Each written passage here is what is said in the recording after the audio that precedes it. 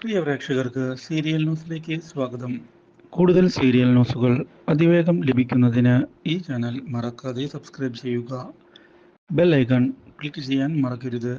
Do like, share and subscribe. അപ്രതീക്ഷിതമായ തിരിച്ചടികൾ പ്രകാശിനെ ഒടുവിൽ തകർത്തു കളഞ്ഞിരിക്കുകയാണ്. ഇനി എന്താണ് ചെയ്യേണ്ടത് എന്നുള്ള ചോദ്യം പ്രകാശന്റെ മുന്നിൽ ബാക്കിയായതിനെ തുടർന്ന് ജീവനൊടുക്കുക മാത്രമാണ് മുന്നിൽ ഏകവഴി എന്ന് തിരിച്ചറിയുകയും ചെയ്യുന്നു. ഇതേ തുടർന്ന് വീണ്ടും കാർത്തികയുടെയും അമ്മയുടെയും അടുത്തേക്ക് തിരികെ എത്തുന്ന പ്രകാശൻ അവരുടെ കാൽക്കൽ വീണ് മാപ്പ് പറയുന്നതിന് തയ്യാറാവുകയാണ്.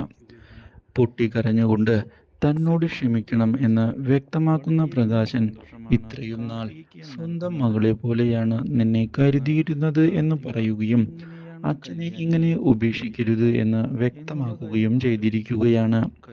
ഇങ്ങനെ ഇവിടെ നിന്ന് ഇറക്കി വിടുകയാണ് എങ്കിൽ ആത്മഹത്യയല്ലാതെ മറ്റൊരു വഴിയും മുന്നിലില്ല എന്ന് പ്രകാശൻ തുറന്നു പറയുകയും അതുകൊണ്ട് തന്നെ സഹായിക്കണം എന്ന് വ്യക്തമാക്കുകയും ചെയ്തിരിക്കുകയാണ്.